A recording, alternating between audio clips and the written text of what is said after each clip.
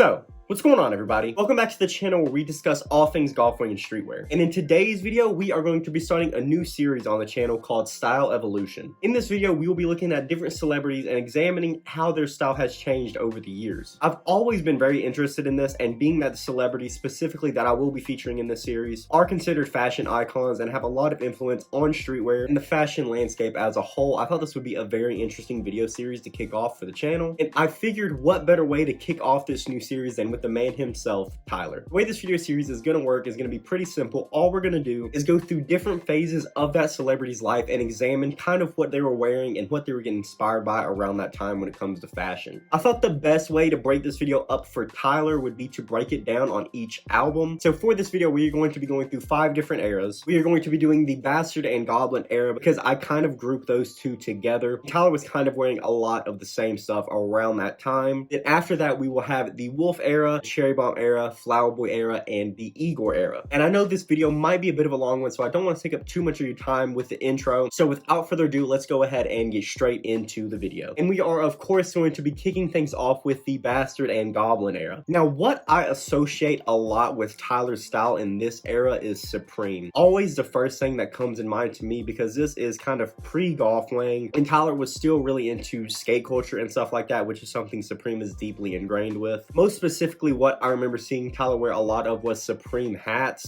most namely the Supreme camp hats. I saw a lot of those, and I know that Tyler, at least for me, was huge in the discovery of Supreme, because around that time I was a very impressionable kid who didn't really know a lot about the streetwear world, but I did know about Tyler, and I kind of got introduced to streetwear and Supreme through him, which I know isn't the case for everybody, but I feel like a lot of people who are in the same situation as me can attest a lot to Tyler really introducing them to Supreme, and I know that he was very influential for the brand at that time. As far as what I remember Tyler wearing other than hats were very colorful t-shirts. This is around the time when the Odd Future group was really tight-knit, so we might see a couple of Odd Future t-shirts here and there. So we're seeing a lot of Odd Future merch, lots of, you know, cats and different stuff like that, lots of black chinos, gray hoodies, and of course Vans, which is something that Tyler was really known for before he got integrated with Converse. Vans was already huge at this time with skate culture, and really up until like 2017, if you saw Tyler, then he was more than likely wearing a pair of Vans, which was true for a lot of people in that kind of streetwear skate culture world at that time. A very skate influenced style at this point, very kind of rebellious, and really reflected what Tyler was expressing through his music at the time, which is more often than not true for every era of Tyler's style that we'll be looking at moving forward. And that brings us into the next era, which is the Wolf era. Around this time is when we see Golf Wang get founded, so this is when I remember see Tyler wearing a lot of golf, almost exclusively wearing golf. The most iconic piece, at least for me, for this era is just the simple green golf hat with the white golf lettering on it. We didn't really see a huge change in Tyler's style around this point. The only real major difference around this time is that he's wearing his own creations with the Golf Wang line, rather than just wearing the Odd Future merch or some sort of Supreme piece. Still a lot of camp style hats, which I feel like once again was very inspired by Supreme. More colorful tops, again, whether it be t-shirts, hoodies, or some sort of kind of simple cut and sew piece. Black pants, and once again some sort of Vans. Around this time also is when we saw some, you know, pretty controversial golf pieces coming out. This is something that we don't really see much anymore, but I remember a lot of controversy around this time surrounding the blackface tee that Tyler put out with Golf Wang, upside down crosses, stuff like that, kind of a bit more controversial graphics on the tees and hoodies around this time. Moving on now into the Cherry Bomb era. This is, at least to me, when we saw golf really coming into its own and really finding its own identity in the streetwear landscape. Although it always has been very unique and original, I feel like this is really where it started to find its footing, kind of carving out its place in the streetwear landscape. A lot of people, however not me, consider it to be the golden era of golf, the pinnacle of Tyler's designs and style. Once again, around this time, Tyler is wearing golf almost exclusively. This is when we were first introduced to the flame pattern, which is without a doubt one of, if not the most loud pattern that Golf and Tyler have put out. The flame button up was featured on the main cover of Cherry Bomb, and Tyler was wearing it a lot around this time on the Cherry Bomb tour or just out and about, which I definitely believe is why the flame pieces, and specifically the flame button up, are such sought after pieces still to this day. 6 years later, we had the polka dot pieces introduced to us around this time as well. That's another very loud, popular pattern that we're seeing. Lots of of colorful t-shirts around this time as well. They were still controversial t-shirts and graphics here and there. The one I remember pretty vividly being pretty controversial was the first Golf Pride Worldwide tee, which featured the reworked white supremacy logo doused with the rainbow pattern, which said Golf Pride Worldwide. Mainly what I pull out a lot from this era are just the very loud patterns. I know I keep saying that. All of the animal print stuff, the checkered polos. Tyler is still and always has been very unique in the way he dresses, but around this time he truly didn't have anyone doing what he was doing. Like I said, early golf in his style still really reminded me of, you know, skate culture and some Supreme pieces here and there. But 2015 era, at least to me, Golf was the most unique clothing brand on the market, and Tyler had the most unique style on the scene. Today, there are certain streetwear brands that are kind of in the same world as Golf, or that have taken a lot of inspiration from Golf. So while Golf is still unique, there are a couple other brands on the market where you can go kind of get that same style. But around this time, if you wanted to dress like this, Golf was really the only place that you could go to get these pieces. And I think that's something that really sticks out the most to me when it comes to this era. There was just absolutely nobody else doing what Tyler was doing at this time when it came to fashion or music, really. If you were trying to dress like Tyler around this time, you pretty much had to go through Golf Wang and get the pieces that he was designing and wearing himself. Moving on now to the Flower Boy era. This is when we really start to see Tyler's style mature a little bit more, and I'm pretty partial to this era because this is when I really started enjoying Golf Wang clothes. 2017 was when I got my first golf pieces, and it was when I started collecting. Connect a lot to this era of golf and Tyler's style. This realistically happened kind of in 2016. This was when we saw Tyler kind of officially move on from Vans and announce his collaboration with Converse, most namely the Unos, which were the first new shoe silhouette that we saw Tyler drop with the GOLF le FLEUR brand and Converse collaborations, which I am once again kind of infamously not a huge fan of, even though I love this era. We're seeing a lot more Kunso pieces from Tyler and Golf around this time. I remember seeing Tyler rocking a lot of button-ups around this era. The most iconic ones, I believe, are the B button-up that he rocked in the Who Dat Boy video and the line of pattern button-ups that he did to accompany the album. We are still seeing pretty bright colors. Only difference to me was, like I said, it was on a lot more Kunso pieces than it was graphic t-shirts and stuff. We saw a lot less of the controversial and sometimes a bit, although completely intentional, childish graphic t-shirt designs. Tyler's music matured a lot in this era, and I feel like his style just matured along with it. And really, just like how people started taking Tyler a lot more serious in the music world, I feel like they started taking him a lot more serious in the fashion world around this time as well. Although his fans never really viewed him this way, a lot of the mainstream just saw him as this edgy kid who made edgy rap music and funny, controversial graphic tees. And I feel like with this golf season and with the Flower Boy album, he just showed that he was a lot more than that, which is once again another reason I'm very partial to this era. And this brings us to the current or Igor era. Around this time, we don't really see Tyler wearing that much golf anymore. We still see him wearing some golf pieces here and there, but it's a lot more sweaters and high-end stuff from different brands. His style also matured pretty drastically here, even from the Flower Boy era, which was a pretty drastic maturity in my opinion from the Cherry Bomb era. Lots of sweaters, slacks, dress shoes. Around this time, less bright colored pieces, much more browns and earth tones with the occasional pink or light blue piece. We see T rocking a lot more high-end stuff, even not that long ago being in an ad for Gucci, which if you were to go back and tell a fan in 2012, or maybe even Tyler himself, probably wouldn't believe you. But I thought it was really sick, and I am a fan of Gucci. I just cannot even begin to think about affording anything that they make. The way I kind of describe Tyler's style is a mix of early 2000s hip-hop and the 70s, with the grills, gold chains, earrings, paired with,